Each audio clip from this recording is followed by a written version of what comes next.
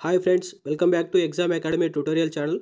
First time channel visit చేస్తున్నట్లయితే subscribe the exam academy tutorial అండి. ఈ వీడియోలో భాగంగా ఇండియన్ ఎకానమీకి సంబంధించినటువంటి వ్యవసాయం మరియు అనుబంధ రంగాలు అనే టాపిక్ సంబంధించి అనాలిసిస్ చూడడం జరుగుతుంది. సో దీనికన్నా ముందు మనం పార్ట్ 1, పార్ట్ 2, పార్ట్ 3 అనేటువంటి టాపిక్స్ పార్ట్ 3లో మనకు ఒక 35 క్వశ్చన్స్ వరకు దానికి సంబంధించి అనాలిసిస్ చూడడం జరిగింది. సో ఈ వీడియోలో మరికొన్ని క్వశ్చన్స్ దానికి సంబంధించి అనాలిసిస్ చూసేటువంటి ప్రయత్నం చేద్దామండి. అదేవిధంగా మన ఇండియన్ ఎకానమీకి సంబంధించి పంచవర్ష ప్రణాళికలు, జాతీయ ఆదాయము, అదేవిధంగా నీతి ఆయోగ్, జనాభా, సో ఈ టాపిక్కి సంబంధించి మనం క్లాసెస్ చేయడం జరిగింది. ఎవరైనా దానికి సంబంధించి వీడియోస్ చూడాలనుకున్నట్లయితే డిస్క్రిప్షన్లో లింక్ ఇస్తాను, మీరు అక్కడి నుంచి చూసేటువంటి ప్రయత్నం చేయండి. Coming to the first question, సరైన వాటిని గుర్తించండి అంటున్నారు. 1 వచ్చేసి కేంద్ర ప్రభుత్వం సేంద్రియ వ్యవసాయ విధానాన్ని 2010లో తీసుకొని వచ్చింది అని ఇచ్చాడు. సెకండ్ స్టేట్మెంట్లో పరంపరాగత్ కృషి వికాస్ యోజన పథకాన్ని 2015లో తీసుకొని వచ్చారు. థర్డ్ స్టేట్మెంట్లో కేంద్రీయ వ్యవసాయ విధానాన్ని అమలుపరిచిన తొలి రాష్ట్రంగా సిక్కిం నిలిచిందని ఇచ్చాడు. ఏలో 1, 2 సరైనవి, బి వచ్చేసి 2, 3 సరైనవి, సి వచ్చేసి 1, 3 సరైనవి, డి వచ్చేసి 1, 2, 3 సరైనవి అని చెప్పేసి ఇచ్చాడు. సో దీనికి సంబంధించి మీరు వీడియోని పాజ్ చేసుకుని ఆన్సర్ చేసేటువంటి ప్రయత్నం చేయండి. నేను ఆన్సర్ ఎక్స్ప్లెనేషన్ చేస్తూ దానికి సంబంధించినటువంటి రిలేటెడ్ పాయింట్స్ కూడా ఎక్స్ప్లెయిన్ చేస్తానండి. స్టేట్మెంట్ 1 చూసినట్లయితే కేంద్ర ప్రభుత్వం సేంద్రియ వ్యవసాయ విధానాన్ని 2010లో తీసుకుని వచ్చింది అన్నాడు. సో మనకు సేంద్రియ వ్యవసాయ విధానాన్ని తీసుకొచ్చింది మనకు 2005లో అండి. సో ఈ స్టేట్మెంట్ మనకు రాంగ్ అయిపోతుంది. 2005లో మనకు దీనికి సంబంధించినటువంటి విధానాన్ని తీసుకుని రావడం జరిగింది. సో ఈ స్టేట్మెంట్ ఫస్ట్ స్టేట్మెంట్ రాంగ్ అయిపోతుంది. పరంపరాగత్ కృషి వికాస్ యోజన అనేటువంటి పథకాన్ని 2015లో తీసుకుని వచ్చారని చెప్పేసి ఇవ్వడం జరిగింది. సో మనకి ఈ స్టేట్మెంట్ కరెక్ట్ అవుతుందండి. సేంద్రియ వ్యవసాయ విధానాన్ని ప్రోత్సహించడం కోసం తీసుకొని వచ్చిన పథకమే మనకు పరంపరాగత్ కృషి వికాస్ యోజన పథకము. సో ఇది 2015లో తీసుకుని వచ్చారు. స్టేట్మెంట్ 2 అనేది కరెక్ట్ అవుతుంది. అదేవిధంగా సేంద్రియ వ్యవసాయ విధానాన్ని అమలుపరిచిన తొలి రాష్ట్రంగా సిక్కిం నిలిచిందని చెప్పేసి ఇవ్వడం జరిగింది. సో ఇది ఫస్ట్ స్టేట్గా మనకు ప్రపంచంలోని తొలి రాష్ట్రంగా సిక్కిం నిలవడం జరిగింది కాబట్టి సో మనకు థర్డ్ స్టేట్మెంట్ కూడా కరెక్ట్ అవుతుందండి. అదేవిధంగా మనకు 2018 సంవత్సరంలో సిక్కింకి ఫ్యూచర్ పాలసీ అవార్డు అనేటువంటి సిక్కిం రాష్ట్రానికి రావడం జరిగింది. సో దీని ప్రకారం చూసుకున్నట్లయితే 2, 3 స్టేట్మెంట్ కరెక్ట్ కాబట్టి ఆప్షన్ బి అనేది దీనికి సంబంధించి కరెక్ట్ ఆన్సర్ అవుతుందండి. అదేవిధంగా మనకు ఈ యొక్క సేంద్రియ వ్యవసాయ విధానాన్ని అమలు పరుస్తున్న 2వ రాష్ట్రంగా మనకు త్రిపుర నిలిచింది. మనకు 3వ రాష్ట్రంగా వచ్చేసి మనకు ఉత్తరాఖండ్ అనేటువంటి రాష్ట్రం నిలిచింది. సో ఇవి కూడా గుర్తుంచుకోండి. సేంద్రియ వ్యవసాయం అంటే ఏంటంటే రసాయనిక ఎరువుల ప్లేస్లో మనకు జీవ ఎరువులు వాడాల్సి ఉంటుందండి. రసాయనిక ఎరువుల ప్లేస్లో మనకు జీవ ఎరువులు వాడాల్సి ఉంటుంది. అదేవిధంగా మనకు సెకండ్ దానిలో చూసుకున్నట్లయితే పశుపోషణకు ప్రాధాన్యత ఇవ్వాల్సి ఉంటుంది. పశుపోషణ ఉన్నట్లయితేనే మనకు బయో ఎరువులు లేదా జీవ ఎరువులు అనేవి లభిస్తాయి కాబట్టి పశుపోషణ అనేటువంటిది సేంద్రియ వ్యవసాయంలో భాగంగా ఉంటుంది. అదేవిధంగా మనకు పర్యావరణ రహిత ఎరువులను మనం వాడాల్సి ఉంటుంది. అదేవిధంగా ఫెర్టిలైజర్స్ యొక్క వాడకాన్ని మనం పూర్తిగా తగ్గించాలి. ఫెర్టిలైజర్స్ వాడకం అనేటువంటిది మనకు సేంద్రియ వ్యవసాయ విధానంలో ఉండదు. సో వాటిని కూడా నిరోధించాలి. అదేవిధంగా మనకు క్రిమి సంహారక మందులు ఉంటాయి కదా, ఈ క్రిమి సంహారక మందులను కూడా మనం వాడకుండా ఉండడం అనేటువంటిది ఈ యొక్క సేంద్రియ వ్యవసాయ విధానంలో భాగంగా ఉంటుందండి. సో ఇవన్నీ కూడా మనం గుర్తుంచుకోవాల్సి ఉంటుంది. అయితే ఈ రీసెంట్గా మనకు కొత్తగా జీరో బడ్జెట్ న్యాచురల్ ఫార్మింగ్ అనేటువంటిది వచ్చిందండి. Zero budget natural farming. So zero budget natural farming అనేటువంటిది మన సేంద్రియ వ్యవసాయానికి దానికి ఉన్నటువంటి తేడా ఏంటంటే మనకు సేంద్రియ వ్యవసాయంలో జీవ ఎరువులు అనేవి వాడతాము.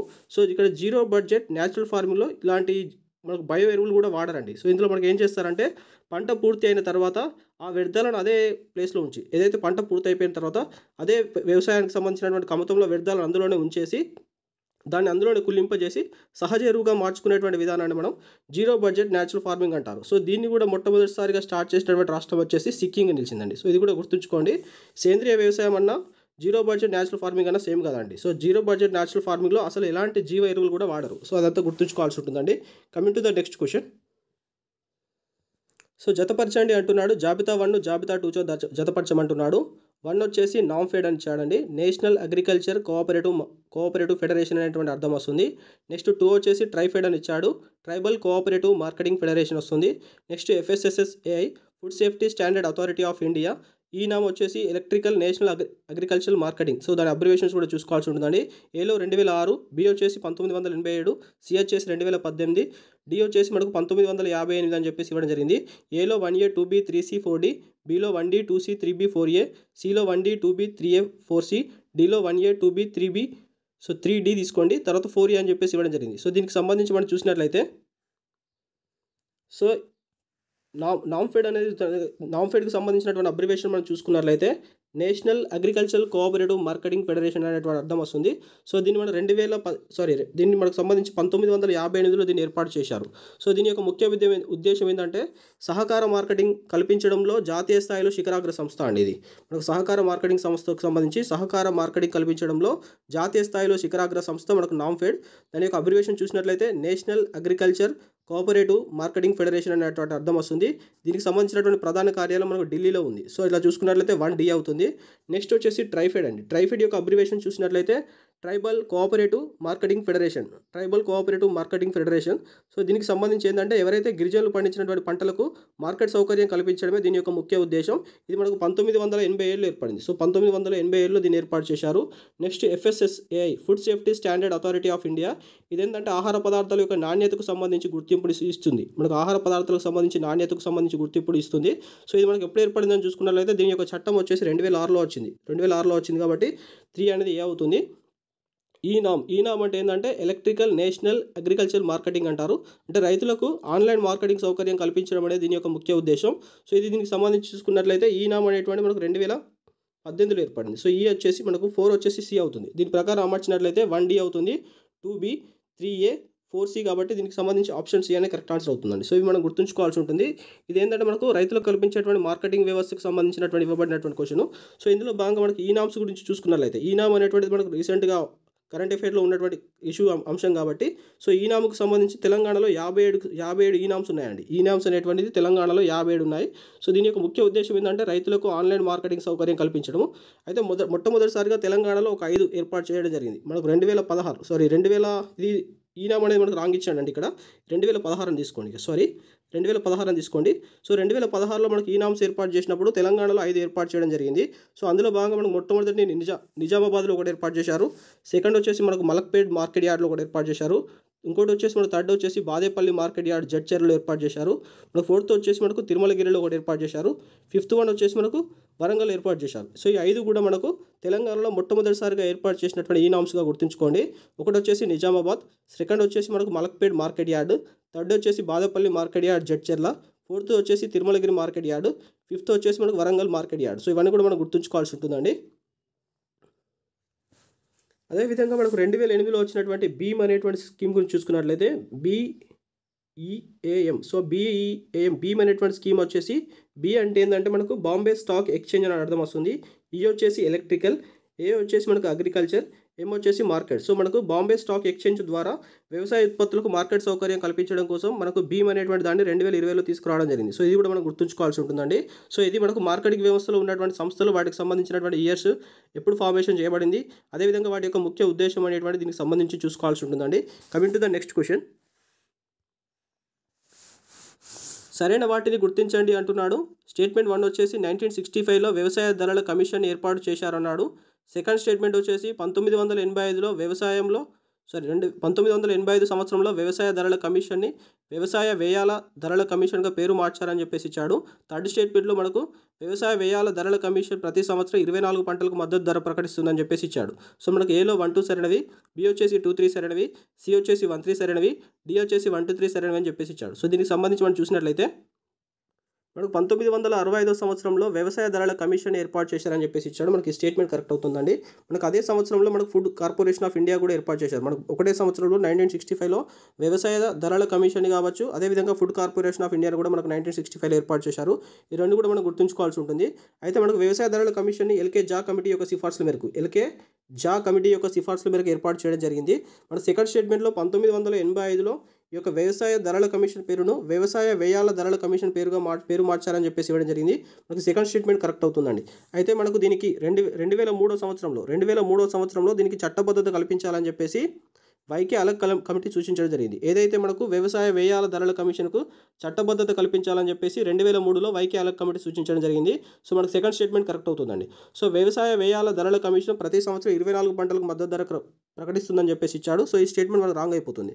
సో మనకు ప్రస్తుతం ఉన్న దాని ప్రకారం 22 పంటలకు మాత్రమే మద్దతు ధర అనేటువంటిది ప్రకటించడం జరుగుతుంది. ఖరీఫ్ పంటకు సంబంధించి ఖరీఫ్కి వచ్చేసి 14 పంటలకు ప్రకటిస్తుంది.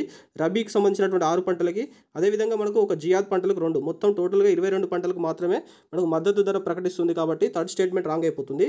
ఇచ్చిన దాని ప్రకారం చూసుకున్నట్లయితే 1, 2 మాత్రమే సరైనది. కాబట్టి దీనికి సంబంధించి ఆప్షన్ ఏ అనేది కరెక్ట్ ఆన్సర్ అవుతుందండి. ఆప్షన్ ఏ అనేది దీనికి సంబంధించి కరెక్ట్ ఆన్సర్ అవుతుంది. అదేవిధంగా మనం దీనికి సంబంధించి చూసుకున్నట్లయితే ఎంఎస్పి మినిమం సపోర్టింగ్ ప్రైస్, దీన్నే మనం కనీస మద్దతు ధర అంటారు. సో కనీస మద్దతు ధర అనేటువంటిది విత్తనాలు వేయడానికన్నా ముందే కేంద్ర ప్రభుత్వం కనీస మద్దతు ధరను ప్రకటిస్తుంది. ఇది సంవత్సరానికి 2 సార్లు ప్రకటిస్తుందండి. ఇది గుర్తుంచుకోవాల్సి ఉంటుంది. అయితే మనకు ఉన్నటువంటి దాని ప్రకారం చూసుకున్నట్లయితే ఈ యొక్క పొగాకు పంటకు 2014-15 నుంచి మద్దతు ధర ప్రకటించడం లేదు. సో 2014-15 సంవత్సరం నుంచి వెళ్ళి మనకు కనీస మద్దతు ధర అనేటువంటిది ప్రకటించడం లేదు. అది మనకు 2014-15 నుంచి పొగాకు పంటకు ప్రకటించడం లేదు. ఇది గుర్తుంచుకోవాల్సి ఉంటుందండి. అదేవిధంగా మనకు చట్టబద్ధమైనటువంటి మద్దతు ధర అని చెప్పేసి ఉంటుంది. చట్టబద్ధమైనటువంటి మద్దతు ధర అంటే ఏంటంటే మనకు ప్రభుత్వం ప్రకటించినటువంటి కనీస మద్దతు ధర కన్నా తక్కువ ధరకు కొనుగోలు చేసేటువంటి వ్యాపారులపైన చట్టరీత్యంగా చర్యలు తీసుకునేటువంటి అవకాశం ఉంటుంది. దాన్నే మనకు చట్టపరమైనటువంటి మద్దతు ధర అంటారు. మరోసారి డెఫినేషన్ చెప్తాను చూడండి.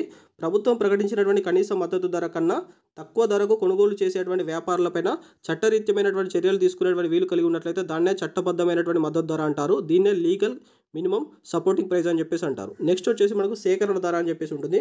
సో సేకరణ ధర అంటే ఏంటంటే కేంద్ర ప్రభుత్వం ఏం చేస్తుందంటే రైతుల నుంచి పండించినటువంటి ధాన్యాన్ని సేకరించేటప్పుడు చెల్లించేటువంటి ధరనే మనకు సేకరణ ధర అని చెప్పేసి అంటారు. సో కేంద్ర ప్రభుత్వం రైతుల నుంచి పండించినటువంటి ధాన్యాన్ని సేకరించేటప్పుడు చెల్లించే ధర సేకరణ ధరగా ఉంటుంది. అదేవిధంగా మనకు జారీ ధర అని ఉంటుందండి. జారీ ధర అంటే ఏంటంటే కేంద్ర ప్రభుత్వం మనకు ప్రజా పంపిణీ వ్యవస్థ ఉంటుంది కదా, పబ్లిక్ డిస్ట్రిబ్యూషన్ వ్యవస్థ కోసం రాష్ట్ర ప్రభుత్వాలు మనకు ప్రజా పంపిణీ వ్యవస్థ కోసం రాష్ట్ర ప్రభుత్వాలకు ధాన్యాన్ని జారీ చేసేటప్పుడు రాష్ట్ర ప్రభుత్వం చెల్లించేటువంటి ధరను జారీ ధర అంటారు. సో ఇక్కడ ఫర్ ఎగ్జాంపుల్ రైతు నుంచి మనకు కేంద్ర ప్రభుత్వం 10 రూపాయలకు రైస్ కొన్నట్లయితే మనకు దీని నుంచి వెళ్ళి మనకు 8 రూపాయలకు కానీ 6 రూపాయలకు కానీ రాష్ట్ర ప్రభుత్వానికి జారీ చేసింది అనుకోండి. సో ఇక్కడ 10 రూపాయలకు రైతు దగ్గర నుంచి కొని 6 రూపాయలకు మనకు రాష్ట్ర ప్రభుత్వానికి జారీ చేస్తుంది. కాబట్టి 6 రూపాయలు అనేటువంటిది మనకు జారీ ధర అవుతుంది, 10 రూపాయలు అనేటువంటి సేకరణ ధర అవుతుంది. సో ఇక్కడ ఉన్నటువంటి డిఫరెన్స్ అనేటువంటిది మనకు 4 రూపీస్ అవుతుంది కదా. ఈ 4 రూపీస్ అనేటువంటి కేంద్ర ప్రభుత్వం మనకు సబ్సిడీగా భరిస్తుంది. దేని విషయంలో అంటే ఈ యొక్క ప్రజా పంపిణీ వ్యవస్థ కోసం కేంద్ర ప్రభుత్వం భరించేటువంటి సబ్సిడీ మనకు సేకరణ ధరకు జారీ ధరకు ఉన్నటువంటి మధ్యగా డిఫరెన్స్గా గుర్తుంచుకోవాల్సి ఉంటుంది. అంటే ఏంటంటే సేకరణ ధరకు మరియు జారీ చేయు ధరకు మధ్య ఉన్నటువంటి తేడానే ప్రజా పంపిణీ వ్యవస్థ కోసం కేంద్ర ప్రభుత్వం భరించేటువంటి సబ్సిడీగా గుర్తుంచుకోవాల్సి ఉంటుంది. సో ఇలా సేకరించినటువంటి 6 రూపాయలకు ఇప్పుడు రాష్ట్ర ప్రభుత్వం సేకరించింది కదా. సో దీని వల్ల ప్రజా పంపిణీ వ్యవస్థకు రాష్ట్ర ప్రభుత్వాలు అందజేస్తాయి కదా, దాన్ని ఏమంటారంటే రాష్ట్ర ప్రభుత్వ జారీ ధర అని చెప్పేసి అంటారు. సో రాష్ట్ర ప్రభుత్వం మనకు 2 రూపాయలకు బియ్యం కానీ రూపాయికి బియ్యం అనేటువంటిది ఇస్తుంది కాబట్టి కేజీకి. సో ఈ మధ్యలో ఉన్నటువంటిది 4 రూపీస్ కానీ 5 రూపీస్ కానీ మనకు రాష్ట్ర ప్రభుత్వం భరించేటువంటి సబ్సిడీ, ప్రజా పంపిణీ వ్యవస్థ కోసం రాష్ట్ర ప్రభుత్వం భరించేటువంటి సబ్సిడీగా చూసుకోవాల్సి ఉంటుంది. సో ఇవన్నీ కూడా మనం గుర్తుంచుకోవాల్సి ఉంటుందండి. మనకు ఉన్నటువంటిది మినిమం సపోర్టింగ్ ప్రైస్ కావచ్చు, చట్టబద్ధమైనటువంటి మద్దతు ధర కావచ్చు, సేకరణ ధర కావచ్చు, జారీ ధర, అదేవిధంగా రాష్ట్ర ప్రభుత్వం యొక్క జారీ ధర. సో అదేవిధంగా మనకి ఇలా ప్రజా పంపిణీ వ్యవస్థ కోసం రాష్ట్ర ప్రభుత్వం భరించేటువంటి సబ్సిడీ కానీ కేంద్ర ప్రభుత్వం భరించేటువంటి సబ్సిడీ అనేటువంటిది ఎలా వస్తుందని చూసుకోవాల్సి ఉంటుంది. సేకరణ ధరకు జారీ ధరకు మధ్య ఉన్నటువంటి డిఫరెన్సే కేంద్ర ప్రభుత్వం భరించేటువంటి సబ్సిడీ, జారీ ధరకు రాష్ట్ర ప్రభుత్వం యొక్క జారీ ధరకు మధ్య ఉన్నటువంటి డిఫరెన్సే రాష్ట్ర ప్రభుత్వం భరించేటువంటి సబ్సిడీగా చూసుకోవాల్సి ఉంటుందండి. Coming to the next question. So జతపరచండి అంటున్నాడు. జాబితా 1 జాబితా 2 ఇచ్చాడు. మనకు పీడిఎస్ అని ఇచ్చాడు, పబ్లిక్ డిస్ట్రిబ్యూషన్ సిస్టమ్ అంటారు. సెకండ్ వచ్చేసి ఆర్పీడిఎస్, రివాల్యుయేటెడ్ పబ్లిక్ డిస్ట్రిబ్యూషన్ సిస్టమ్. 3 వచ్చేసి టీపీఎస్ అంటే targeted public distribution system. Next వచ్చేసి 4th FSA, food security act. So దీనికి సంబంధించి ఏ ఇయర్లో వచ్చాయని చెప్పేసి ఇవ్వడం జరిగింది. 2013, 1997, 1992, 1980 అని చెప్పేసి ఇవ్వడం జరిగింది. ఏలో 1A, 2B, 3C, 4D, Bలో 1D, 2C, 3B, 4A, Cలో 1D, 2C, 3A, 4B, Dలో 1B, 2A, 3D, 4C అని చెప్పేసి ఇవ్వడం జరిగింది. సో దీనికి సంబంధించి మనం చూసినట్లయితే పీడిఎస్ అంటే మనకు ప్రజా పంపిణీ వ్యవస్థకు సంబంధించి వచ్చింది. మనం ఎప్పుడు వచ్చిందని చూసుకున్నట్లయితే మనకు 1980 సంవత్సరంలో రావడం జరిగిందండి. మనకు ప్రజా పంపిణీ వ్యవస్థ అనేటువంటిది పబ్లిక్ డిస్ట్రిబ్యూషన్ సిస్టమ్ అనేది మనకు 1980లో స్టార్ట్ కావడం జరిగింది. మనకు సెకండ్ వచ్చేసి రివాల్యుయేటెడ్ పబ్లిక్ డిస్ట్రిబ్యూషన్ సిస్టమ్ అంటే పునర్నిర్మించినటువంటి ప్రజా పంపిణీ వ్యవస్థ అనేటువంటిది మనకి ఇది 1992 సంవత్సరంలో రావడం జరిగింది. సో దీన్ని ఏమంటారంటే పునర్నిర్మించినటువంటి ప్రజా పంపిణీ వ్యవస్థ. దీనికి సంబంధించి ప్రజా పంపిణీ వ్యవస్థను విస్తరించడం కోసం వచ్చిందే మనకు రివాల్యుయేటెడ్ ప్రజా పంపిణీ వ్యవస్థగా గుర్తుంచుకోవాల్సి ఉంటుంది. ఇది 1992లో వచ్చింది. టార్గెటెడ్ ప్రజా పంపిణీ వ్యవస్థతో మనం దాని తెలుగులో చూసినట్లయితే లక్ష్య ప్రజా పంపిణీ వ్యవస్థ అంటారు. సో దీని ప్రకారం టార్గెటెడ్ ప్రజా పంపిణీ వ్యవస్థ ప్రకారం ప్రజలను మనకు బిలో పావర్టీ ప్రజలు మరియు ఎబో పావర్టీ ప్రజలు అని చెప్పేసి 2 భాగాలుగా విభజించడం జరిగింది. కాబట్టి మనకు టీపీఎస్ అనేటువంటిది మనకు 1997లో వచ్చిందండి. టీపీఎస్ అనేటువంటిది టీపీడీఎస్ అనేటువంటిది మనకు 1997లో వచ్చింది. అదేవిధంగా మనకు ఫుడ్ సెక్యూరిటీ యాక్ట్ ఆహార భద్రతా చట్టం అనేటువంటి మనకు 2013లో వచ్చింది. సో దీని ప్రకారం చూసుకున్నట్లయితే 1D అవుతుంది, 2C అవుతుంది, 3B అవుతుంది, 4E అవుతుంది. కాబట్టి ఆప్షన్ బి అనేది దీనికి సంబంధించి కరెక్ట్ ఆన్సర్ అవుతుందండి. సో మనకి దీనికి సంబంధించి చూసుకున్నట్లయితే ఫుడ్ సెక్యూరిటీ యాక్ట్ ఎప్పుడైతే 2013లో వచ్చిందో సో ఇందులో భాగంగా అంతకుముందు ఉన్నటువంటి వీటన్నిటిని కూడా విలీనం చేయడం జరిగింది. మనకు టార్గెటెడ్ ప్రజా పంపిణీ వ్యవస్థ కావచ్చు, తర్వాత మనకు ఉన్నటువంటి అంత్యోదయ అన్న యోజన అనేటువంటి స్కీమ్ కావచ్చు, అదేవిధంగా మనకు అన్నపూర్ణ యోజన స్కీమ్ కావచ్చు, అదేవిధంగా మనకు ఇంటిగ్రేటెడ్ చైల్డ్ డెవలప్మెంట్ స్కీమ్ కావచ్చు, అదేవిధంగా మనకు మిడ్ డే మీల్స్ స్కీమ్ కావచ్చు. సో ఇవన్నీ పథకాలను కూడా ఇందులో విలీనం చేయడం జరిగింది. సో ఇవన్నీ కూడా మనకు ఆహార భద్రతా చట్టంలో భాగంగా వచ్చినాయి గుర్తుంచుకోవాల్సి ఉంటుంది. సో ప్రజా పంపిణీ వ్యవస్థకు సంబంధించి దాని యొక్క ఉద్దేశం చూసుకున్నట్లయితే ప్రజా పంపిణీ వ్యవస్థ యొక్క ముఖ్య ఉద్దేశం ఏంటంటే ఆహార ధాన్యాలతో పాటు ఇతర నిత్యావసర సరుకులను తక్కువ ధరకే వినియోగదారులకు అందించాలని చెప్పేసి లక్ష్యంగా పెట్టుకోవడం జరిగింది. ఆహార ధాన్యాలతో పాటు ఇతర నిత్యావసర సరుకులన్నిటి కూడా తక్కువ ధరకే పేదవారికి అందించాలనేటువంటి లక్ష్యమే మనకు ప్రజా పంపిణీ వ్యవస్థ యొక్క ముఖ్య లక్ష్యము. అదేవిధంగా ఆహార పదార్థాలకు సంబంధించినటువంటి ధరలను స్థిరీకరించడం అనేటువంటి కూడా మరొక లక్ష్యంగా ఉంటుందండి. సో ఇది మనం గుర్తుంచుకోవాల్సి ఉంటుంది. సో దీంట్లో సంబంధించి మనం చూసుకున్నట్లయితే అంత్యోదయ అన్న యోజన అనేటువంటి మనకు 2020 డిసెంబర్ 25వ తారీఖు వచ్చిందండి. అంత్యోదయ అన్న యోజన అనేటువంటి స్కీమ్ అని వచ్చేసి 2020 మనకు డిసెంబర్ 25వ తారీఖు నాడు రావడం జరిగింది. సో దీనికి సంబంధించి మనం చూసుకున్నట్లయితే సో మనకు అంత్యోదయ అన్న యోజన యొక్క పథకం యొక్క ముఖ్య ఉద్దేశం ఏంటంటే నిరుపేద కుటుంబాలకు 35 కేజీల యొక్క ఆహార ధాన్యాన్ని అందించాలి. నెలకు 35 కేజీల ఆహార ధాన్యాన్ని అందించాలి. ఒకవేళ రైస్ అయినట్లయితే 3 రూపీస్కి అందించాలి కేజీ. మనకు గోధుమలు అయినట్లయితే 2 రూపాయల కేజీ అందించాలి. అదే ఒకవేళ చిరుధాన్యాలు అయితే రూపాయికి కేజీ చొప్పున అందించాలని చెప్పేసి మనకు అంత్యోదయ అన్న యోజన కింద ఉంటుంది. ఇది మనకు 2000 సంవత్సరం డిసెంబర్ 25వ తారీఖు రావడం జరిగిందండి. సో అదేవిధంగా మనకు అన్నపూర్ణ అనేటువంటి స్కీమ్కి సంబంధించి చూసుకున్నట్లయితే ఇది కూడా మనకు 2000 సంవత్సరంలోనే వచ్చింది. సో కాకపోతే డేట్ వచ్చేసి మనకు ఏప్రిల్ 1 నుంచి అమలు కావడం జరిగింది. సో దీని యొక్క ముఖ్య ఉద్దేశం ఏంటంటే ఈ వృద్ధులకి 10 కేజీల ధాన్యాన్ని ఉచితంగా అందించాలని చెప్పేసి దీనిలో లక్ష్యంగా పెట్టుకోవడం జరిగింది. సో ఇవన్నీ కూడా మనకు ప్రజా పంపిణీ వ్యవస్థలో వచ్చినటువంటి పథకాలుగా గుర్తుంచుకోవాల్సి ఉంటుంది. అదేవిధంగా మనకు రీసెంట్గా 2020లో కరోనా సందర్భంగా వచ్చినటువంటి పథకాన్ని కూడా చూసుకున్నట్లయితే ప్రధానమంత్రి గరీబ్ కళ్యాణ్ యోజన అనేటువంటి పథకం మనకు 2020 ఏప్రిల్ 1వ తారీఖున 2020 సో ఏప్రిల్ 1వ తారీఖున మనకు ఈ పథకం అనేటువంటి రావడం జరిగింది. సో ఈ యొక్క పథకం ఉద్దేశం ఏంటంటే ఈ కోవిడ్-19 కారణంగా ప్రజలందరికీ ఆహార ధాన్యాన్ని ఉచితంగా అందించాలని చెప్పేసి లక్ష్యంగా పెట్టుకోవడం జరిగింది. ప్రతి వ్యక్తికి మనకు 5 కేజీల చొప్పున ఇంట్లో ఎంతమంది ఉంటే అంతమందికి కూడా ఈ యొక్క ఉచితంగా బియ్యాన్ని కానీ గోధుమను కానీ అందించాలని చెప్పేసి లక్ష్యంగా పెట్టుకోవడం జరిగింది. సో దీనికి సంబంధించినటువంటి అమలు అనేటువంటిది 2022 సో 2022 డిసెంబర్ వరకు దీనికి సంబంధించి పథకం అనేటువంటి అమల్లో ఉంది. సో ఇవన్నీ కూడా మనకు ప్రజా పంపిణీ వ్యవస్థలో వచ్చినటువంటి పథకాలుగా గుర్తుంచుకోవాల్సి ఉంటుంది. రీసెంట్గా వచ్చినటువంటి ప్రధానమంత్రి గరీబ్ కళ్యాణ్ యోజన అనేటువంటి పథకము 2020 ఏప్రిల్ 1వ తారీఖున వస్తే మనకు అది 2022 డిసెంబర్ నాటికి అమల్లో ఉంది. సో అదేవిధంగా తెలంగాణ ప్రభుత్వం అమలు చేస్తున్నటువంటి మనకు బియ్యం పథకానికి సంబంధించి ఒక మనిషికి 6 కిలోల బియ్యం చొప్పున ఇచ్చేటువంటి పథకం కూడా మనకు ప్రజా పంపిణీ వ్యవస్థలో భాగంగా ఉంటుంది. సో వాటికి సంబంధించి కూడా మనం చూసుకోవాల్సి ఉంటుందండి. Coming to the next question. So జతపరచండి అంటున్నాడు. జాబితా 1 జాబితా 2తో ఇవ్వడం జరిగింది. 1 వచ్చేసి కాంప్రహెన్సివ్ క్రాప్ ఇన్సూరెన్స్ స్కీమ్ అనేటువంటిది ఫస్ట్ వన్ ఇచ్చాడు. సెకండ్ వచ్చేసి నేషనల్ అగ్రికల్చర్ ఇన్సూరెన్స్ స్కీమ్. 3 వచ్చేసి modified national agriculture insurance scheme. 4 వచ్చేసి ప్రధాన్ మంత్రి ఫసల్ బీమా యోజన అని చెప్పేసి ఇవ్వడం జరిగింది. ఏలో 1999, బి వచ్చేసి 1985, సి వచ్చేసి 2016, డి వచ్చేసి మనకు 2020, 21 అని చెప్పేసి ఇవ్వడం జరిగింది. మనకు ఏలో 1A, 2B, 3C, 4D, below 1D, 2C, 3B, 4A, సిలో 1B, 2A, 3D, 4C, డిలో 1B, 2A, 3C, 4D అని చెప్పేసి ఇవ్వడం జరిగింది. సో దీనికి సంబంధించి మనం చూసినట్లయితే సో ఇది మనకు సంబంధించి చూసుకున్నట్లయితే కాంప్రహెన్సివ్ క్రాప్ ఇన్సూరెన్స్ స్కీమ్ ఇది సమగ్ర మనకు పంటల బీమా పథకంగా చూసుకోవాల్సి ఉంటుందండి. మనకి ఇది 1985 సంవత్సరంలో రావడం జరిగింది. అదేవిధంగా మనకు నేషనల్ అగ్రికల్చర్ ఇన్సూరెన్స్ స్కీమ్ అనేటువంటి మనకు 1999లో వచ్చింది. 1999లో వచ్చింది మనకు. అదేవిధంగా modified national agriculture insurance scheme అనేటువంటిది మనకు 2020, 21కి సంబంధించి రావడం జరిగింది. అదేవిధంగా మనకు ప్రధాన మంత్రి ఫసల్ బీమా యోజన అనేటువంటి స్కీమ్ వచ్చేసి మనకు 2016లో రావడం జరిగింది. సో దీని ప్రకారం మనం చూసుకున్నట్లయితే 1B అవుతుంది, 2A, 3D అవుతుంది, 4C అవుతుంది. సో ఆప్షన్ సి అనేది దీనికి సంబంధించి మనకు కరెక్ట్ ఆన్సర్ అవుతుందండి. సో మనకి ఇది ఏంటంటే కాంప్రహెన్సివ్ క్రాప్ ఇన్సూరెన్స్ స్కీమ్ కింద ఆహార ధాన్యాలకు 2% ప్రీమియం కట్టాల్సి ఉంటుంది. అదేవిధంగా మనకు నూనె గింజలకు సంబంధించి అయితే 1% ప్రీమియం కట్టినట్లయితే మనకు 10,000 రూపాయల వరకు బీమా సౌకర్యం అనేటువంటిది ఉంటుందండి. 10,000 రూపాయల వరకు మనకు బీమా సౌకర్యం అనేటువంటిది ఉంటుంది. సో ఇది మనకు కాంప్రహెన్సివ్ క్రాప్ ఇన్సూరెన్స్ స్కీమ్ మనకు 1985లో వచ్చింది. అయితే ఈ పథకాన్ని మనకు 1997లో మనకు రద్దు చేయడం జరిగింది. అదేవిధంగా నేషనల్ అగ్రికల్చరల్ ఇన్సూరెన్స్ స్కీమ్ అనేటువంటి మనకు 1999లో వచ్చింది కదా. సో ఇది అన్ని రకాల పంటలకు వర్తించే విధంగా తీసుకురావడం జరిగింది. సో దీనికి దీనికి ఉన్నటువంటి మరొక పేరు ఏంటంటే రాష్ట్రీయ కృషి బీమా యోజన. రాష్ట్రీయ కృషి బీమా యోజన అన్న నేషనల్ అగ్రికల్చరల్ ఇన్సూరెన్స్ స్కీమ్ అని ఒకటే అర్థం వస్తుందండి. సో దీనికి సంబంధించి ప్రీమియం వచ్చేసి మనకు 1.5% నుంచి 3.5% ప్రీమియం కట్టాల్సి ఉంటుంది. సో 1.5% నుంచి 3.5% ప్రీమియం కట్టాల్సి ఉంటుందండి. అదేవిధంగా దీనికి సంబంధించి next modified national agricultural insurance scheme అనేటువంటిది మనకు 2020-21 వచ్చింది కదా. అయితే దీనికి సంబంధించి చూసుకున్నట్లయితే అంతకుముందు ఉన్నటువంటి నేషనల్ అగ్రికల్చర్ ఇన్సూరెన్స్ స్కీమ్ని దీనిలో మాడిఫై చేయడం జరిగింది. సో ఇది అన్ని కూడా మనం గుర్తుంచుకోవాల్సి ఉంటుంది. ఇందులో భాగంగా ఏంటంటే ఈ ప్రైవేట్ కంపెనీలకు కూడా బీమా సౌకర్యాన్ని కల్పించారు. ప్రైవేట్కి సంబంధించినటువంటి కంపెనీలు ఏమైతే ఉంటాయో వాటికి కూడా ఈ బీమాకు సంబంధించినటువంటి కంపెనీలకు అవకాశం ఇవ్వడం జరిగింది. ప్రైవేట్ బీమా కంపెనీలకు సో ఈ అగ్రికల్చర్కి సంబంధించినటువంటి బీమాలో అవకాశం కల్పించడం జరిగింది కాబట్టి ఇది గుర్తుంచుకోవాల్సి ఉంటుంది. అదేవిధంగా మనకు నెక్స్ట్ వచ్చినటువంటిది ఏంటంటే ప్రధానమంత్రి ఫసల్ బీమా యోజన మనకు 2016లో వచ్చింది. సో ఇంతకుముందు ఉన్నటువంటి ఎప్పుడైతే మనకు ప్రధానమంత్రి ఫసల్ బీమా యోజన అనేటువంటి పథకం రావడంతో అంతకుముందు ఉన్నటువంటి నేషనల్ అగ్రికల్చర్ ఇన్సూరెన్స్ స్కీమ్ కావచ్చు, అదేవిధంగా మాడిఫైడ్ నేషనల్ అగ్రికల్చర్ స్కీమ్ కావచ్చు, ఈ రెండు పథకాలు మనకు పూర్తిగా రద్దయిపోయి మనకు ప్రధానమంత్రి ఫసల్ బీమా యోజన అనేటువంటిది 2016లో రావడం జరిగింది. సో దీని యొక్క నినాదం వచ్చేసి ఏంటంటే 1 కంట్రీ 1 స్కీమ్ అండి. 1 కంట్రీ 1 స్కీమ్ అనేటువంటి దీని యొక్క నినాదం. సో దీనికి సంబంధించి మరికొంత సమాచారం చూసినట్లయితే ప్రధానమంత్రి ఫసల్ బీమా యోజన కింద మనం ప్రీమియం వచ్చేసి ఖరీఫ్ పంటలకు 2% ప్రీమియం కట్టాల్సి ఉంటుంది. అదే ఒకవేళ రబీ పంటకైనట్లయితే 1.5% ప్రీమియం కట్టాల్సి ఉంటుంది.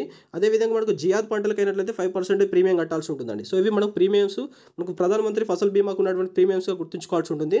అదేవిధంగా దీనికి సంబంధించి చూసుకున్నట్లయితే 1 హెక్టార్కి బీమా సౌకర్యం వచ్చేసి 47,000 రూపాయలు ఇస్తారండి. 47,000 రూపాయలను మనకు 1 హెక్టార్ కింద బీమా సౌకర్యం కల్పించడం జరుగుతుంది. అయితే దీనికి సంబంధించి మరొక అంశం ఏంటంటే ఎప్పుడైతే పంటకు సంబంధించి నష్టం జరిగిందనే విషయాన్ని వెంటనే తెలియజేస్తూ దానికి సంబంధించి ఒక ఫోటోని తీసి మనం అప్లోడ్ చేసినట్లయితే ఆ బీమా సౌకర్యంలో మనకు 25% బీమా సౌకర్యాన్ని వెంటనే ఇస్తారండి. వెంటనే మనకు రైతు యొక్క ఖాతాలో జమ చేయడం జరుగుతుంది. అంటే ఎప్పుడు అంటే పంట నష్టం జరిగిందని వెంటనే ఆ నష్టాన్ని తెలియజేస్తూ ఒక ఫోటోని తీసి పంపినట్లయితే బీమా మొత్తంలో 25%ని రైతు యొక్క ఖాతాలో జమ చేయడం జరుగుతుంది. అదేవిధంగా మనకు ప్రధానమంత్రి ఫసల్ బీమా యోజన కింద ఇప్పటివరకు మనకు గుజరాత్ రాష్ట్రం కానీ, అదేవిధంగా వెస్ట్ బెంగాల్, పశ్చిమ బెంగాల్ కానీ, అదేవిధంగా మనకు ఉన్నటువంటి జార్ఖండ్ రాష్ట్రం కానీ, తెలంగాణ రాష్ట్రాలు ఇప్పటివరకు ఆ పథకంలో చేరలేదండి. ఇప్పుడు 2023 డిసెంబర్ నాటికి కూడా గుజరాత్ కానీ, వెస్ట్ బెంగాల్ కానీ, జార్ఖండ్ మరియు తెలంగాణ రాష్ట్రాలు ప్రధానమంత్రి ఫసల్ బీమా యోజన పథకంలో భాగంగా ఇప్పటివరకు చేరలేదు. సో ఈ అంశాలన్నీ కూడా మనం గుర్తుంచుకోవాల్సి ఉంటుందండి. ఇవన్నీ కూడా మనకు పంటలకు సంబంధించినటువంటి బీమాకు సంబంధించినటువంటి భాగంగా వచ్చినటువంటి క్వశ్చన్ అండి. కాంప్రహెన్సివ్ క్రాప్ ఇన్సూరెన్స్ స్కీమ్ కావచ్చు, నేషనల్ అగ్రికల్చరల్ ఇన్సూరెన్స్ స్కీమ్ కావచ్చు, modified national agriculture insurance scheme కావచ్చు, ఇప్పుడు రీసెంట్గా ఉన్నటువంటి ప్రధానమంత్రి ఫసల్ బీమా యోజన కావచ్చు. సో ఇవన్నీ కూడా మనం గుర్తుంచుకోవాల్సి ఉంటుందండి. Coming to the next question. సరైన జతపరచండి అంటున్నాడు.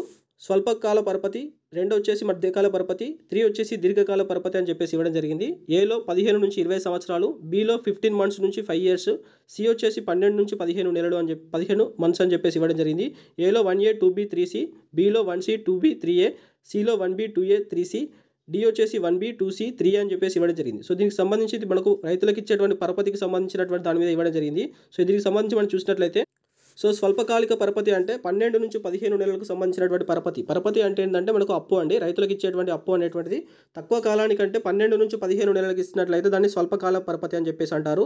అదేవిధంగా మనకు మధ్యకాలిక పరపతి అంటే 15 నెలల నుంచి 5 సంవత్సరాలకు ఉన్నట్లయితే దాన్ని మధ్యకాలిక పరపతి అని చెప్పేసి అంటారు. దీర్ఘకాలిక పరపతి అన్నట్లయితే 15 నుంచి 20 సంవత్సరాలకు సంబంధించి ఇచ్చినట్లయితే దాన్ని దీర్ఘకాలిక పరపతి అని చెప్పేసి అంటారు. సో మనకి స్వల్పకాలిక పరపతి అనేది దేనికోసం తీసుకుంటారంటే విత్తనాల కోసం కావచ్చు, ఎరువులు, క్రిమి సంహారక మందులు కావచ్చు, పశుగ్రాసము, కూలీల ఖర్చుల కోసం తీసుకోవడం జరుగుతుంది. అదేవిధంగా మనకు మధ్యకాలిక పరపతి వచ్చేసి భూమిని చదును చేయడం కోసం కావచ్చు, బావులు తవ్వడం కోసం కావచ్చు, పశువుల కొనుగోలు కోసం కావచ్చు, వ్యవసాయ పనిముట్ల కొనుగోలు కోసం కావచ్చు మనకి మధ్యకాలిక పరపతి తీసుకోవడం జరుగుతుంది. ఈ మనకి దీర్ఘకాలిక పరపతి అనేటువంటిది మనకు అదనంగా కొత్తగా భూమి కొనుక్కోవాలనుకున్నా కానీ, మోటార్ ఇంజన్లు కొనుక్కోవాలన్నా కానీ మనకు దీర్ఘకాలిక పరపతి అనేటువంటి తీసుకోవడం జరుగుతుంది. దీని యొక్క టైం పీరియడ్ వచ్చేసి 15 నుంచి 20 సంవత్సరాలు ఉంటుందండి. సో దీని ప్రకారం చూసుకున్నట్లయితే 1C 2B 3A కాబట్టి ఆప్షన్ బి అనేది దీనికి సంబంధించి కరెక్ట్ ఆన్సర్ అవుతుందండి. అయితే మనకు స్వాతంత్ర పూర్వం వ్యవసాయానికి సంబంధించినటువంటి పరపతి ఎట్లా ఉండేదంటే మనకు భూస్వాములు ఇచ్చేటువంటి వారు, వడ్డీ వ్యాపారులు ఇచ్చేటువంటి వారు, కమిషనర్ ఏజెంట్స్ ఇచ్చేవాటి వారు, బంధువులు స్నేహితుల ద్వారా మనకు స్వాతంత్రం పూర్వం అనేటువంటిది వ్యవసాయ పరపతి ఉండేది. సో మనకు స్వాతంత్రం వచ్చిన తర్వాత మనకు వ్యవసాయం నుంచి వచ్చేటువంటి పరపతి ప్రభుత్వం అనేటువంటి పరపతి ఇస్తుంది. అదేవిధంగా గ్రామీణ బ్యాంకులు ఇస్తున్నాయి, అదేవిధంగా సహకార బ్యాంకులు, అదేవిధంగా వాణిజ్య బ్యాంకులు. సో ఇవన్నీ కూడా మనకు వ్యవసాయానికి సంబంధించినటువంటి పరపతి ఇచ్చేటువంటి స్వాతంత్ర అనంతరం సమస్యలుగా గుర్తుంచుకోవాల్సి ఉంటుంది. అయితే మనకు ఇప్పుడు ఉన్నటువంటి దాని ప్రకారం చూసుకున్నట్లయితే వ్యవసాయ పరపతిని ఇచ్చేటువంటి శిఖరాగ్ర సంస్థ వచ్చేసి నాబార్డ్ అండి. నాబార్డ్ అనేటువంటిది మనకు ఈ అగ్రికల్చర్కి సంబంధించి రుణాలు ఇచ్చేటువంటి అతిపెద్ద సంస్థగా గుర్తుంచుకోవాల్సి ఉంటుంది. National national bank of agriculture and rural development అనేటువంటి అర్థం వస్తుందండి నాబార్డుకి సంబంధించి మనం చూసుకున్నట్లయితే.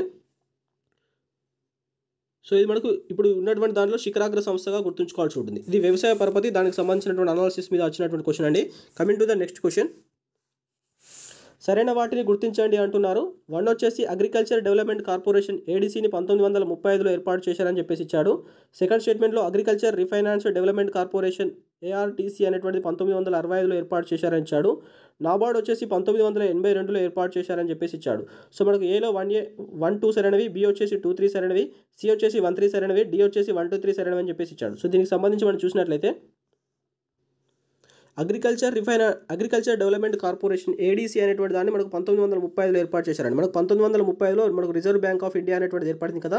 సో రిజర్వ్ బ్యాంక్ ఆఫ్ ఇండియాకి అనుబంధంగా మనకు వ్యవసాయానికి సంబంధించి పరపతి ఇవ్వడానికి ఏర్పాటు చేసినటువంటి సంస్థనే మనకు అగ్రికల్చర్ డెవలప్మెంట్ కార్పొరేషన్. దీన్ని 1935లో ఏర్పాటు చేశారు. స్టేట్మెంట్ 1 అనేటువంటిది కరెక్ట్ అవుతుంది. అదేవిధంగా మనకు అగ్రికల్చర్ రీఫైనాన్స్ డెవలప్మెంట్ కార్పొరేషన్ని మనకు 1965లో ఏర్పాటు చేశారని ఇచ్చాడు. సో ఇది మనకు స్టేట్మెంట్ రాంగ్ అయిపోతుందండి. ఇది మనకు 1963 సంవత్సరంలోనే ఏర్పాటు చేశారు. దీన్ని కూడా మనకు రిజర్వ్ బ్యాంక్ ఆఫ్ ఇండియా సహకారంతో ఏర్పాటు చేయడం జరిగింది. అదేవిధంగా మనకు నాబార్డ్ వచ్చేసి 1982లో ఏర్పాటు చేశారని ఇచ్చాడు. సో ఈ స్టేట్మెంట్ కూడా కరెక్ట్ అవుతుంది. మనకు 1982 జూలై 12వ తారీఖు నాడు మనకు ఈ యొక్క దీనికి నాబార్డ్ అనేటువంటి దాన్ని ఏర్పాటు చేయడం జరిగింది. మనకు శివరామన్ కమిటీ యొక్క సిఫార్సుల మేరకు దీన్ని ఏర్పాటు చేశారు. అయితే మనకు 1982 నవంబర్ 5వ తారీఖు నాడు దీన్ని జాతికి అంకితం చేయడం జరిగింది. ఇది గుర్తుంచుకోండి. సో ఎప్పుడైతే నాబార్డ్ ఏర్పడిందో సో అంతకుముందు ఉన్నటువంటి ఏడీసీ కానీ అదేవిధంగా ఏఆర్డీసీ అనేటువంటి 2 సంస్థలు కూడా రద్దయిపోతాయి. సో ఏడీసీ కానీ ఏఆర్డీసీ అనేటువంటి 2 సంస్థలు రద్దయిపోయిన తర్వాత దాని స్థానంలో ఏర్పాటు చేయబడిందే మనకు నాబార్డ్గా గుర్తుంచుకోవాల్సి ఉంటుందండి. సో నాబార్డ్కు సంబంధించినటువంటి విధులు చూసినట్లయితే వ్యవసాయ పరపతిని ఇచ్చేటువంటి మన శిఖరాగ్ర సంస్థగా గుర్తుంచుకోవాల్సి ఉంటుంది. అదేవిధంగా మనకు అల్పకాలిక పరపతి, మధ్యకాలిక పరపతి, దీర్ఘకాలిక పరపతిని ఇచ్చేటువంటి అతిపెద్ద శిఖరాగ్ర సంస్థగా చూసుకోవాల్సి ఉంటుంది. అదేవిధంగా ఇది మనకు సహకార బ్యాంకులు, వాణిజ్య బ్యాంకులు, గ్రామీణ బ్యాంకులు సో వీటన్నిటికీ కూడా మనకు పరపతిని ఇస్తుందండి. సో ఇది వ్యవసాయానికి సంబంధించినటువంటి సహకార బ్యాంకులు, వాణిజ్య బ్యాంకులు, గ్రామీణ బ్యాంకులు అన్నిటికీ కూడా పరపతి ఇచ్చేటువంటి శిఖరాగ్ర సంస్థగా మన నాబార్డు గుర్తుంచుకోవాల్సి ఉంటుంది. శివరామన్ కమిటీ సిఫార్సుల మేరకు 1982 జూలై 12 ఏర్పాటు చేసి 1982 నవంబర్ 5న జాతికి అంకితం ఇవ్వడం జరిగింది. సో ఇదన్నీ కూడా చూసుకోవాల్సి ఉంటుందండి. Coming to the next question. సరైన వాటిని గుర్తించండి అంటున్నాడు. 1 వచ్చేసి ప్రతి 5 సంవత్సరాలకు ఒకసారి పశుగణన చేపడతారన్నాడు. సెకండ్ వచ్చేసి ప్రపంచంలో పాల ఉత్పత్తిలో భారతదేశం ప్రథమ స్థానంలో కలదు అన్నాడు. థర్డ్ స్టేట్మెంట్ వచ్చేసి ప్రపంచంలో మాంసం ఉత్పత్తిలో భారతదేశం 5వ స్థానంలో కలదు అని చెప్పేసి ఇచ్చాడు. ఏ 1 2 సరైనవి, బి వచ్చేసి 2 3 సరైనవి, సి వచ్చేసి 1 3 సరైనవి, డి వచ్చేసి 1 2 3 సరైనవి అని చెప్పేసి ఇచ్చాడు. సో దీనికి సంబంధించి మనం చూసినట్లయితే సో ప్రతి 5 సంవత్సరాలకు ఒకసారి పశుగణన అనేటువంటి చేపడతారని చెప్పేసి ఇచ్చాడు. ఈ స్టేట్మెంట్ కరెక్ట్ అవుతుందండి. మనకు కమతాలకు సంబంధించినటువంటి గణన కావచ్చు, పశుగణన అనేటువంటిది ప్రతి 5 సంవత్సరాలు జరుగుతుంది. కాకపోతే జనాభా గణన అనేటువంటిది మనకు ప్రతి 10 సంవత్సరాలకు ఒకసారి జరుగుతుందండి అని చూసుకోవాల్సి ఉంటుంది. ప్రపంచంలో పాల ఉత్పత్తిలో భారతదేశం ప్రథమ స్థానంలో ఉందని చెప్పేసి ఇచ్చాడు. ఈ స్టేట్మెంట్ మనకు కరెక్ట్ అవుతుందండి. అదేవిధంగా మాంసం ఉత్పత్తిలో భారతదేశం వచ్చేసి 5వ స్థానంలో ఉందని చెప్పేసి ఇచ్చాడు. ఈ స్టేట్మెంట్ రాంగ్ అవుతుంది. ప్రస్తుతం దాని ప్రకారం చూసుకున్నట్లయితే మనకు భారతదేశం వచ్చేసి మాంసం ఉత్పత్తిలో 8వ స్థానంలో ఉంది. సో ఇచ్చిన దాని ప్రకారం చూసుకున్నట్లయితే స్టేట్మెంట్ 1 2 మాత్రమే సరైనది కాబట్టి ఆప్షన్ ఏ అనేది దీనికి సంబంధించి కరెక్ట్ ఆన్సర్ అవుతుందండి. సో భారతదేశానికి సంబంధించి మనం చూసుకున్నట్లయితే మనకు పాల ఉత్పత్తిలో ప్రథమ స్థానంలో ఉంది. అదేవిధంగా మనకు పప్పు ధాన్యాలకు సంబంధించినటువంటి ఉత్పత్తిలో ప్రథమ స్థానంలో ఉంది. అదేవిధంగా జూట్ అంటే మనకు జనపనారకు సంబంధించినటువంటి దాంట్లో ప్రథమ స్థానంలో ఇండియా అనేటువంటిది ఉంది. సో పాల ఉత్పత్తిలో, పప్పు ధాన్యాల ఉత్పత్తిలో మరియు జనపనార ఉత్పత్తిలో భారతదేశం ప్రథమ స్థానంలో ఉంది. అదేవిధంగా మనకు వరి పంటకు సంబంధించి వరి పంటకు కానీ అదేవిధంగా మనకు గోధుమ పంటకు సంబంధించినటువంటి విషయంలో, అదేవిధంగా మనకు పంటకు సంబంధించినటువంటి విషయంలో, అదేవిధంగా కూరగాయలు, అదేవిధంగా మనకు చక్కెర ఉత్పత్తిలో కావచ్చు, అదేవిధంగా మనకు పత్తి ఉత్పత్తిలో, అదేవిధంగా మనకు వేరుశెనగ ఉత్పత్తిలో భారతదేశం అనేటువంటి సెకండ్ ర్యాంక్లో ఉందండి. సో ప్రపంచంలో 2వ స్థానంలో, వరి ఉత్పత్తిలో 2వ స్థానంలో ఉంది, గోధుమ ఉత్పత్తిలో 2వ స్థానంలో ఉంది, పండ్లు మరియు కూరగాయల ఉత్పత్తిలో 2వ స్థానంలో ఉంది. అదేవిధంగా చక్కెర మరియు పత్తి విషయంలో కూడా భారతదేశం 2వ స్థానంలో ఉంది. వేరుశెనగ ఉత్పత్తిలో కూడా భారతదేశం 2వ స్థానంలో ఉంది. సో ఇవన్నీ కూడా గుర్తుంచుకోవాల్సి ఉంటుంది. అదేవిధంగా మన కోడిగుడ్ల ఉత్పత్తిలో 3వ స్థానంలో ఉంది. భారతదేశం వచ్చేసి కోడిగుడ్ల ఉత్పత్తిలో 3వ స్థానంలో ఉంది. మాంసం ఉత్పత్తిలో మాత్రం భారతదేశం వచ్చేసి 8వ స్థానంలో ఉంది. సో ఇవన్నీ పాయింట్స్ కూడా గుర్తుంచుకోవాల్సి ఉంటుందండి. Coming to the next question.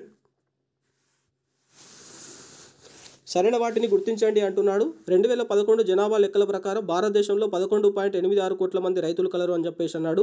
Second statement వచ్చేసి 2011 జనాభా లెక్కల ప్రకారం భారతదేశంలో 51 లక్షల మంది రైతులు కలరు అన్నాడు. థర్డ్ స్టేట్మెంట్లో వ్యవసాయ కార్మికులు అత్యధికంగా నల్గొండ జిల్లాలో కలరు అని చెప్పేసి ఇచ్చాడు. ఏలో 1 2 సరైనవి, బి వచ్చేసి 2 3 సరైనవి, సి వచ్చేసి 1 3 సరైనవి, డి వచ్చేసి 1 2 3 సరైనవి అని చెప్పేసి ఇచ్చాడు. సో దీనికి సంబంధించి మనం చూసినట్లయితే సో స్టేట్మెంట్ 1 వచ్చేసి 2011 జనాభా లెక్కల ప్రకారం మనకు భారతదేశంలో 11.86 కోట్ల మంది రైతులు కలరు అన్నాడు. సో ఈ స్టేట్మెంట్ మనకు కరెక్ట్ అవుతుందండి. అదేవిధంగా 2011 జనాభా లెక్కల ప్రకారం తెలంగాణకు సంబంధించి 31.51 లక్షల మంది రైతులు కలరు అని చెప్పేసి ఇచ్చాడు. సో సెకండ్ స్టేట్మెంట్ కూడా మనకు కరెక్ట్ అవుతుంది. వ్యవసాయ కార్మికులు అత్యధికంగా నల్గొండ జిల్లాలో కలరు అని చెప్పేసి ఇచ్చాడు. మనకి ఈ స్టేట్మెంట్ రాంగ్ అవుతుందండి. వ్యవసాయ కార్మికులు అత్యధికంగా మనకు ఖమ్మం జిల్లాలో ఉన్నారు. సో దీని ప్రకారం మనం చూసుకున్నట్లయితే 1, 2 మాత్రమే సరైనది కాబట్టి ఆప్షన్ ఏ అనేది దీనికి సంబంధించి కరెక్ట్ ఆన్సర్ అవుతుందండి. సో దీనికి సంబంధించి మరింత సమాచారం చూసినట్లయితే సో 2011 జనాభా లెక్కల ప్రకారం భారతదేశానికి సంబంధించినటువంటి మొత్తం శ్రామికుల సంఖ్య చూసుకున్నట్లయితే మనకు 48.17 కోట్లు. సో 48.17 కోట్ల జనాభా అనేటువంటి శ్రామిక జనాభా ఉంది. అంటే పనిచేసేటువంటి జనాభా వచ్చేసి 48.17 కోట్ల జనాభా పనిచేసే జనాభా ఉంది. సో దీనికి సంబంధించి మనకు ప్రధాన శ్రామికులు అంటే ఏంటంటే 6 నెలల కన్నా ఎక్కువగా పనిచేసేటువంటి వారిని మనం ప్రధాన శ్రామికులు అంటాం కదా. సో భారతదేశానికి సంబంధించి ప్రధాన శ్రామికులు 75.2% ఉన్నారు. సో 75.2% వచ్చేసి ప్రధాన శ్రామికులు ఉన్నారు. అదేవిధంగా మనకు ఉపాంత శ్రామికులు అంటే 6 నెలల కన్నా తక్కువగా పనిచేసేటువంటి వారిని మనం ఉపాంత శ్రామికులు అంటాం కదా. సో దానికి సంబంధించి చూసుకున్నట్లయితే మనకి ఇండియాకి సంబంధించి 24.8% ఉంది. సో ఈ ఫిగర్స్ కూడా మనం గుర్తుంచుకోవాల్సి ఉంటుంది. అదేవిధంగా భారతదేశానికి సంబంధించినటువంటి వ్యవసాయదారులు వచ్చేసి మనకు 11.86 కోట్లు ఉన్నారు కదా. సో ఇది మనకు మొత్తం శ్రామిక జనాభాలో ఎంత పర్సెంటేజ్ అని చూసుకున్నట్లయితే 24.62% అండి. 24.62% అనేది మొత్తం శ్రామికంగా ఉన్నటువంటి జనాభాలో రైతులు వచ్చేసి 24.62% ఉన్నారు. సో మనకు కూలీల యొక్క పర్సెంటేజ్ చూసుకున్నట్లయితే కూలీలకు సంబంధించి 29.93% ఉన్నారు. అంటే భారతదేశానికి సంబంధించి వ్యవసాయదారుల కన్నా మనకు వ్యవసాయ కూలీలే ఎక్కువగా ఉన్నారని చెప్పేసి మనకి ఈ యొక్క స్టాట్స్ నుంచి మనకు అర్థమవుతుందండి. సో ఇది మనం గుర్తుంచుకోవాల్సి ఉంటుంది. అయితే పనిచేసేటువంటి జనాభా వచ్చేసి అత్యధికంగా ఉన్నటువంటి రాష్ట్రాలు ఏందని చూసుకున్నట్లయితే మనకు హిమాచల్ ప్రదేశ్ అనేటువంటి ఫస్ట్ ప్లేస్లో ఉంది. నెక్స్ట్ వచ్చేసి మనకు సిక్కిం రాష్ట్రం ఉందండి. నెక్స్ట్ వచ్చేసి నాగాలాండ్ రాష్ట్రం ఉంది. వరుస క్రమంలో చూసుకున్నట్లయితే హిమాచల్ ప్రదేశ్, సిక్కిం, నాగాలాండ్ రాష్ట్రాల్లో పనిచేసేటువంటి జనాభా అత్యధికంగా ఉన్నటువంటిగా గుర్తుంచుకోవాల్సి ఉంటుంది. మనకు పనిచేసే జనాభా వచ్చేసి తక్కువగా ఉన్నటువంటి రాష్ట్రాలు చూసుకున్నట్లయితే మనకు ఉత్తరప్రదేశ్ ఫస్ట్ ప్లేస్లో ఉంటుంది. నెక్స్ట్ వచ్చేసి బీహార్ అనేటువంటి సెకండ్ ప్లేస్లో ఉంటుంది. సో ఇది మనకు అత్యల్పంగా పనిచేసేటువంటి జనాభా వచ్చేసి ఉత్తరప్రదేశ్, బీహార్గా చూసుకోవాల్సి ఉంటుంది. అత్యధికంగా పనిచేసే జనాభా ఉన్నటువంటి కేంద్రపాలిత ప్రాంతం వచ్చేసి మనకు దాద్రా నగర్ హవేలీ అండి. దాద్రా నగర్ హవేలీ అనేటువంటిది ఫస్ట్ ప్లేస్లో ఉంటే మనకు పనిచేసే జనాభా అనేటువంటిది తక్కువగా ఉన్నటువంటి కేంద్రపాలితం వచ్చేసి మనకు లక్షద్వీపులుగా గుర్తుంచుకోవాల్సి ఉంటుంది. సో ఇది మనకు శ్రామిక శక్తికి సంబంధించి వ్యవసాయదారులు, వ్యవసాయ కూలీలకు సంబంధించినటువంటి ఫిగర్స్ అండి. సో ఇవన్నీ కూడా మనం గుర్తుంచుకోవాల్సి ఉంటుంది. Coming to the next question. సరైన వాటిని గుర్తించండి అంటున్నాడు. 2019 సంవత్సరాన్ని జాతీయ చిరుధాన్యాల సంవత్సరంగా ప్రకటించారని చెప్పేసి ఇచ్చాడు. సో సెకండ్ స్టేట్మెంట్లో 2023 సంవత్సరాన్ని అంతర్జాతీయ చిరుధాన్యాల సంవత్సరంగా ప్రకటించారని చెప్పేసి ఇచ్చాడు. థర్డ్ స్టేట్మెంట్లో చిరుధాన్యాల ఉత్పత్తిలో భారతదేశం ప్రథమ స్థానంలో ఉందని చెప్పేసి ఇచ్చాడు. సో మనకి ఏలో 1, 2 సరైనవి, బి వచ్చేసి 2, 3 సరైనవి, సి వచ్చేసి 1, 3 సరైనవి, డి వచ్చేసి 1, 2, 3 సరైనవి అని చెప్పేసి ఇచ్చాడు. సో దీనికి సంబంధించి మనం చూసినట్లయితే సో 2019 సంవత్సరాన్ని జాతీయ చిరుధాన్య సంవత్సరంగా ప్రకటించారని చెప్పేసి ఇచ్చాడు. మనకి స్టేట్మెంట్ రాంగ్ అయిపోతుందండి. సో 2018 సంవత్సరాన్ని మనకు జాతీయ చిరుధాన్యాల సంవత్సరంగా ప్రకటించడం జరిగింది. సో 2023 సంవత్సరాన్ని మనకు అంతర్జాతీయ చిరుధాన్యాల సంవత్సరంగా ప్రకటించారని చెప్పేసి ఇచ్చాడు. సో ఈ స్టేట్మెంట్ మనకు కరెక్ట్ అవుతుందండి.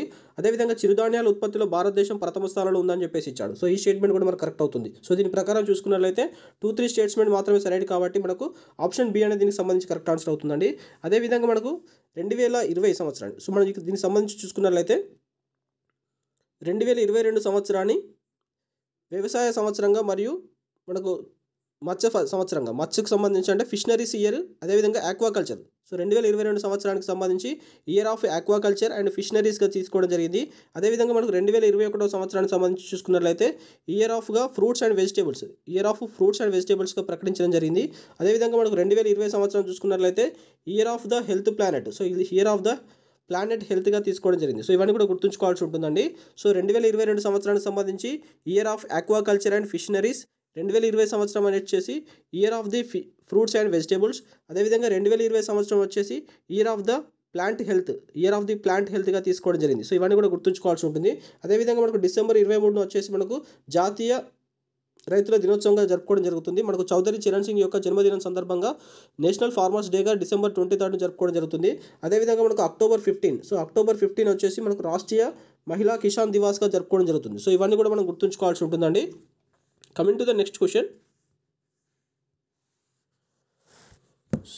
సో జతపరచండి అంటున్నాడు. జాబితా 1, జాబితా 2 ఇచ్చాడు. భారీ నీటి ప్రాజెక్టు, సెకండ్ వచ్చేసి మధ్య తరహా నీటి ప్రాజెక్టు, 3 వచ్చేసి చిన్న తరహా నీటి ప్రాజెక్టు. జాబితా 2లో ఏ వచ్చేసి 500 ఎకరాల కంటే తక్కువ, బి వచ్చేసి 500 ఎకరాల నుంచి 25,000 ఎకరాలు, సి వచ్చేసి 25,000 ఎకరాల కంటే ఎక్కువ అన్నాడు. సో ఏలో 1A, 2B, 3C, బి వచ్చేసి 1C, 2B, 3A, సి వచ్చేసి 1B 2C 3A, డి వచ్చేసి 1B 2A 3C అని చెప్పేసి ఇచ్చాడు. సో దీనికి సంబంధించి మనం చూసినట్లయితే భారీ తరహా నీటి ప్రాజెక్టుకు సంబంధించి చూసుకున్నట్లయితే 25,000 ఎకరాల కంటే ఎక్కువ అనేటువంటి అర్థం వస్తుందండి. మధ్య తరహా నీటి ప్రాజెక్టు చూసుకున్నట్లయితే మనకు 25,000 ఎకరాల నుంచి 500 ఎకరాల నుంచి 25,000 ఎకరాలు అనేటువంటి వస్తుంది. చిన్న తరహా నీటి ప్రాజెక్ట్స్ వచ్చేసి మనకు 5,000 ఎకరాల కంటే తక్కువ అనేటువంటి అర్థం వస్తుందండి. సో దీని ప్రకారం మనం చూసుకున్నట్లయితే 1C అవుతుంది, 2B అవుతుంది, 3A అవుతుంది. కాబట్టి దీనికి సంబంధించి కరెక్ట్ ఆన్సర్ వచ్చేసి ఆప్షన్ బి అవుతుందండి. సో మనకు దీనికి సంబంధించి హెక్టార్లో చూసుకున్నట్లయితే భారీ తరహా నీటి ప్రాజెక్టులకు సంబంధించి చూసుకున్నట్లయితే 10,000 హెక్టార్లు అండి. 10,000 హెక్టార్లకు సంబంధించి కంటే ఎక్కువ, 10,000 హెక్టార్ల కంటే ఎక్కువ ఉన్నట్లయితే భారీ తరహా ప్రాజెక్ట్స్. మనకు 2,000 హెక్టార్ల నుంచి వెళ్ళి 10,000 హెక్టార్ల మధ్య ఉన్నట్లయితే దానికి సంబంధించి మధ్య తరహా నీటి ప్రాజెక్టు. 2,000 హెక్టార్ల కన్నా తక్కువగా ఉన్నట్లయితే మనకు చిన్న తరహా నీటి ప్రాజెక్టుగా గుర్తుంచుకోవాల్సి ఉంటుందండి. సో దీని ప్రకారం మనం చూసుకున్నట్లయితే ఆప్షన్ బి అనేది దీనికి సంబంధించి కరెక్ట్ ఆన్సర్ అవుతుందండి.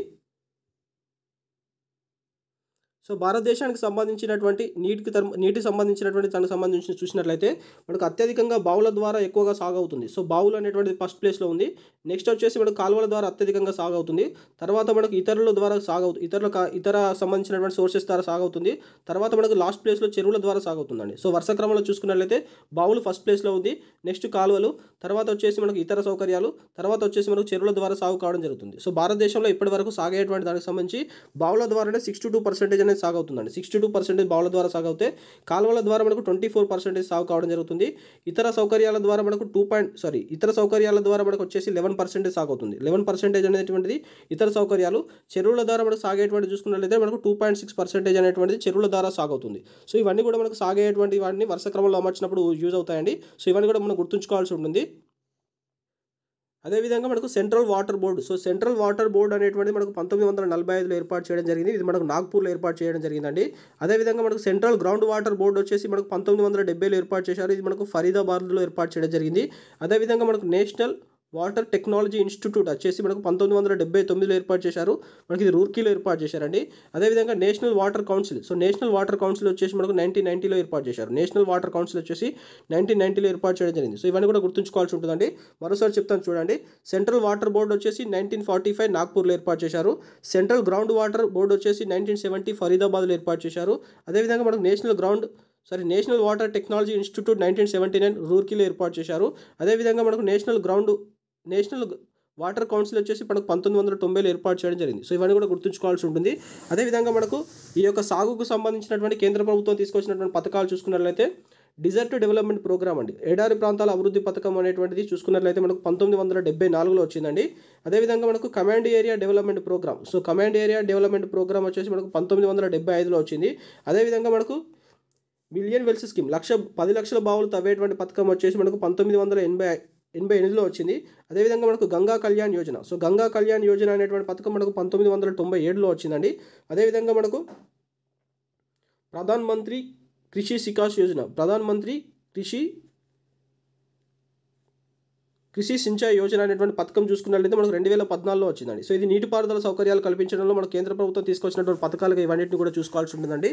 ఫస్ట్ టైం ఛానల్ విజిట్ చేస్తున్నట్లయితే subscribe the exam academy tutorial అండి. Thank you all.